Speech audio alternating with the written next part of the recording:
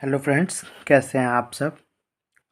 तो आज की वीडियो में हम अपना जो कि हमने लेक्चर सेकंड में क्या कर रखा था, पढ़ा था, वो हम थोड़ा सा रिवाइज करेंगे। तो और फिर उसके बाद हम आगे की वीडियो को स्टार्ट करते हैं। तो लेक्चर सेकंड में हमने पढ़ा था essentials of a contract of indemnity, कि क्या क्या कॉन्ट्रैक्ट ऑफ इंडेमनिटी के एसेंशियल पॉइंट हैं। तो सबसे पहला पॉइंट हमने क्या पढ़ा था, जो भी वैलिड कॉन्ट्रैक्ट के एसेंशियल एलिमेंट्स थे वो सारे essential elements contract of indemnity में भी क्या होंगे, अप्लाई होंगे। ठीक है। दूसरा था it is a kind of contingent contract. जो कॉन्ट्रैक्ट ऑफ इंडेमनिटी है ये एक कंटिजेंट कॉन्ट्रैक्ट का काइंड है, मतलब इसका ही एक भाग है। ठीक है। तीसरा हमारा यहाँ पे था fire insurance and marine insurance are covered under this act, but life insurance is not covered under this act. इस एक्ट के अंदर फायर इंश्योरेंस और मरीन इंश्योरेंस कवर्ड है, लेकिन लाइफ इंश्योरेंस कवर्ड नहीं है। To compensate there must be a loss. अगर compensate करना है तो लॉस का होना ज़रूरी है। ठीक है। अगर कोई भी लॉस नहीं है तो कोई भी कंपनसेट नहीं करेगा। ठीक है। अगर लॉस है तो कंपनसेट भी होगा। Act of God is not covered. इस एक्ट में, कॉन्ट्रैक्ट ऑफ इंडेमनिटी में, act of God is not covered क्या है, कवर्ड नहीं है। ठीक है। उसके बाद हमने पढ़ा था essential right of indemnity holder. Essential right of indemnity holder पढ़ा था, जो कि हमारा सेक्शन 125 में क्या कर रखा है, डिफाइन कर रखा है इंडियन कॉन्ट्रैक्ट 1872 के अंदर। तो इसके अंदर हमने क्या पढ़े थे, 3 पॉइंट पढ़े थे। जो कि पहला पॉइंट क्या था, पहला पॉइंट था राइट टू रिकवर डैमेजेस। फिर दूसरा पॉइंट था right to recover cost of suit. फिर तीसरा पॉइंट था right to compromise of suit. ठीक है। जो बच्चे अगर मेरी लेक्चर नंबर 2 नहीं देखा है तो उसको इनके तीनों चीज़ के बारे में अच्छी तरह क्लियर नहीं हो पाएंगे। तो मैं आपसे रिक्वेस्ट करता हूं कि आप सेकंड लेक्चर को देखें और फिर यहां पर लेक्चर नंबर 3 को देखें।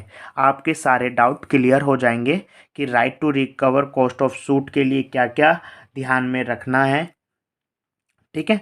तो ये हमने जो कि लेक्चर नंबर 2 में पढ़ चुके हैं, तो आप वहाँ से जाके देख सकते हैं। अब हम चलते हैं लेक्चर नंबर 3 में। अब हम अपना कॉन्ट्रैक्ट ऑफ गारंटी करेंगे। हमारा इंडेमनिटी का क्या हो गया, ख़त्म हो गया। तो अब करने जा रहे हैं हम contract of guarantee. Contract of guarantee के अंदर सबसे पहले मैं क्या बताऊंगा आपको, इसकी मीनिंग बताऊंगा और इसके अंदर एक एग्जांपल के थ्रू मैं आपको समझाऊंगा कि कितने इसके अंदर कॉन्ट्रैक्ट होते हैं और कौन कौन सी पार्टीज होती है और उनके क्या क्या नाम होते हैं। तो सबसे पहले हम इसको क्या करते हैं, रीड करते हैं कॉन्ट्रैक्ट ऑफ गारंटी, जो कि हमारा इंडियन कॉन्ट्रैक्ट एक्ट 1872 सेक्शन 126 में क्या कर रखा है, डिफाइन कर रखा है। तो अब हम पढ़ते हैं इसके अंदर कॉन्ट्रैक्ट ऑफ गारंटी की मीनिंग। तो कॉन्ट्रैक्ट ऑफ गारंटी क्या होता है, तो सबसे पहले हम इसको रीड कर लेते हैं नॉर्मली, फिर मैं इसको अच्छी तरह से आपको क्या करूँगा, एक्सप्लेन करूँगा। तो इसके अंदर क्या है, a contract of guarantee, contract of guarantee is a contract, एक कॉन्ट्रैक्ट है to perform the promise, to perform the promise made a discharge the liability of a third person in case of default. आप guarantee से क्या क्या समझते हैं, आप मेरे को कमेंट करके बता सकते हैं। आपको अधिकतर लोगों को गारंटी का मतलब पता होगा कि गारंटी कब दी जाती है और क्या होती है, तो आप मेरे को कमेंट कर सकते हैं। अदरवाइज़ मैं आपको इसके अंदर पूरा एक्सप्लेन करूँगा, अच्छी तरह डिटेल में आपको समझाऊँगा। ठीक है। कॉन्ट्रैक्ट ऑफ गारंटी की हमने अभी क्या करी थी, रीडिंग करी थी उसकी मीनिंग की। अब यहाँ पे देखिए, गारंटी कैन बी ओरल और रिटन। ओरल भी हो सकती है और क्या हो सकती है, रिटन भी हो सकती है। अब यहाँ पे there are 3 contract in contract of guarantee. Contract of guarantee में 3 कॉन्ट्रैक्ट होते हैं। कौन कौन से कॉन्ट्रैक्ट होते हैं वो हम देखेंगे एग्जाम्पल में। तो आइए अब हम एग्जाम्पल देखते हैं।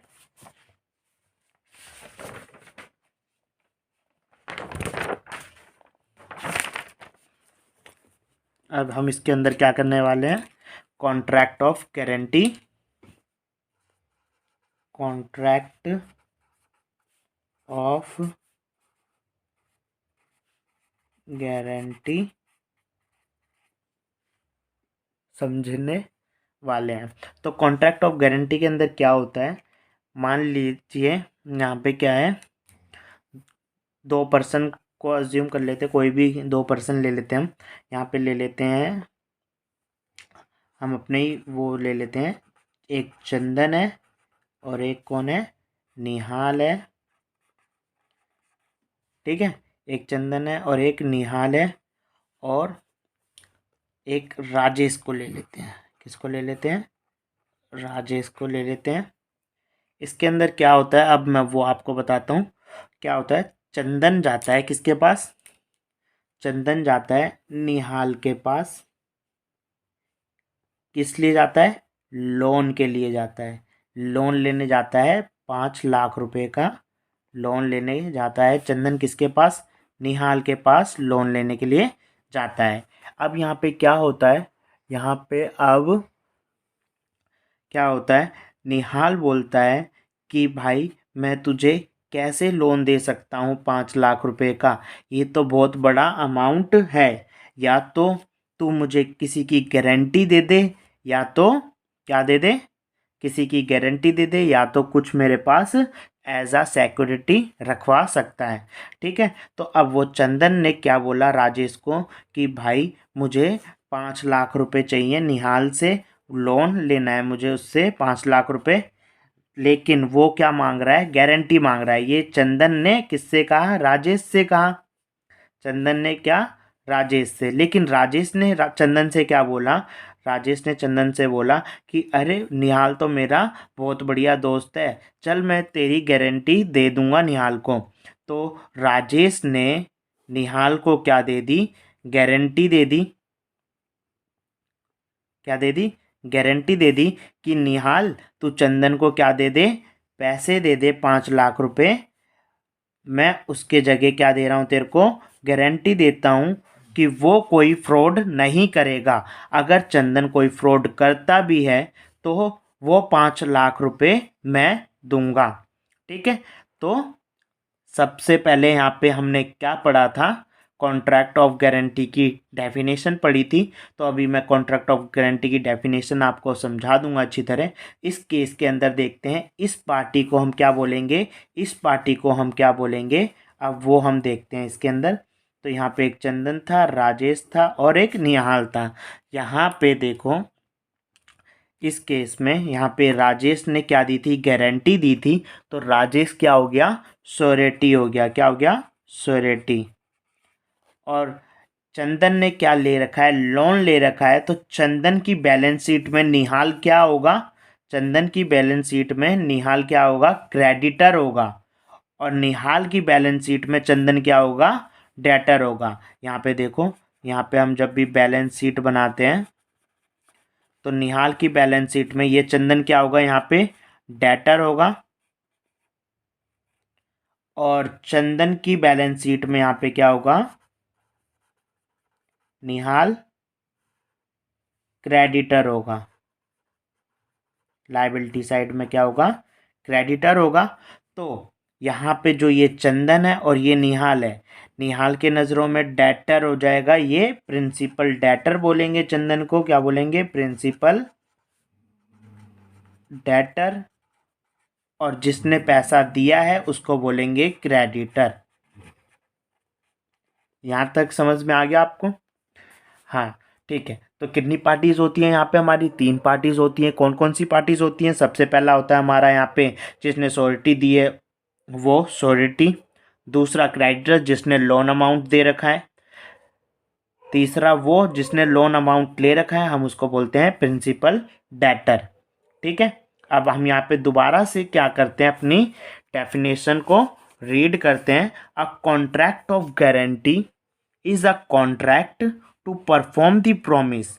एक कॉन्ट्रैक्ट है प्रॉमिस को परफॉर्म करने की, made a discharge the liability, made a discharge the liability, liability को डिस्चार्ज करने की किसी थर्ड पर्सन की इन केस ऑफ डिफॉल्ट। ठीक है, इन केस ऑफ डिफ़ॉल्ट, अगर चंदन कोई भी डिफ़ॉल्ट करता है, क्या करता है, चंदन कोई भी क्या डिफ़ॉल्ट करता है, तो इसकी श्योरिटी किसने दे रखी है, इसकी श्योरिटी राजेश ने दे रखी है। तो राजेश निहाल को क्या करेगा, 5 लाख रुपए पे करेगा, क्योंकि उसने क्या कर रखी है, श्योरिटी दे रखी है। ठीक है, यही हमारा कॉन्ट्रैक्ट ऑफ गारंटी है। आज की वीडियो में हम थोड़ा सा और रीड करके फिर नेक्स्ट वीडियो में करेंगे। हमने कॉन्ट्रैक्ट ऑफ गारंटी की डेफिनेशन अच्छी तरह कर ली, हमने एग्जांपल देख लिया, एक्सप्लेनेशन मैंने आपको बता दी है। गारंटी हम लिख के या बोलकर भी दे सकते हैं। इसके अंदर there are 3 contract in contract of guarantee. Contract of guarantee में कितने कॉन्ट्रैक्ट होते हैं, 3 कॉन्ट्रैक्ट होते हैं। अब हमें वो देखना है। तो यहाँ पे सबसे पहला कॉन्ट्रैक्ट किसके बीच में हुआ, यहाँ पे सबसे पहला कॉन्ट्रैक्ट हमारा, सबसे पहला कॉन्ट्रैक्ट चंदन और निहाल के बीच में हुआ। किसके बीच में हुआ, चंदन और निहाल के बीच में हमारा ये पहला कॉन्ट्रैक्ट हो गया। दूसरा कॉन्ट्रैक्ट किसके बीच में हुआ, दूसरा कॉन्ट्रैक्ट हमारा राजेश ने श्योरिटी दी थी, उसके बीच में हो गया। राजेश ने श्योरिटी दी थी, श्योरिटी और क्रेडिटर के बीच में हमारा दूसरा कॉन्ट्रैक्ट हो गया। और तीसरा कॉन्ट्रैक्ट हो गया हमारा चंदन और राजेश में। ठीक है, अगर चंदन कोई डिफ़ॉल्ट करता है तो श्योरिटी क्रेडिटर को क्या करेगा, कंपनसेट करेगा, इंडेमनीफाई करेगा। ठीक है, यहाँ पे। और राजेश ने अगर निहाल को क्या कर दिया, पे कर दिया, तो जितने भी राइट्स हैं क्रेडिटर के प्रिंसिपल डेटर के बिहाफ, वो सारे राइट्स किस पे आ जाएंगे, श्योरिटी पे आ जाएंगे।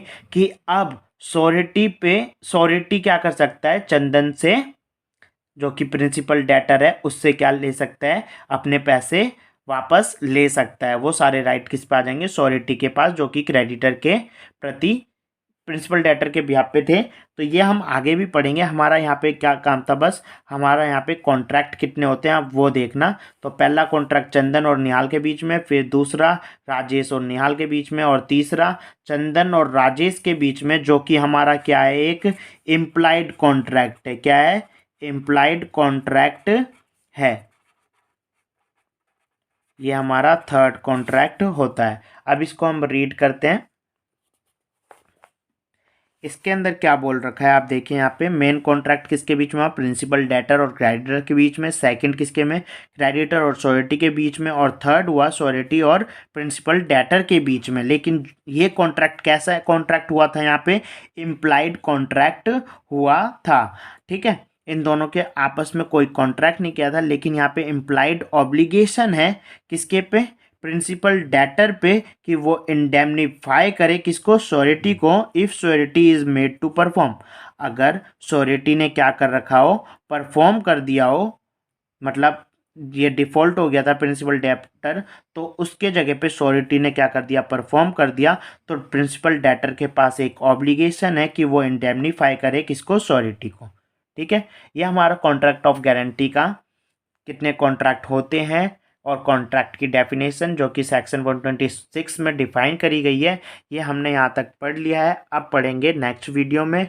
अगर ये वीडियो आपके लिए हेल्पफुल है तो आप इस वीडियो को ज़्यादा से ज़्यादा सब्सक्राइब करें, लाइक करें, कमेंट करें, और ज़्यादा से ज़्यादा लोगों के पास शेयर करें जो बच्चे सीए इंटर के हैं और जो महंगी ट्यूशनें लेक्चर्स प्रोवाइड नहीं कर सकते, उनके लिए ये वीडियोस बहुत हेल्पफुल रहेंगी। तो आप उन तक शेयर करें।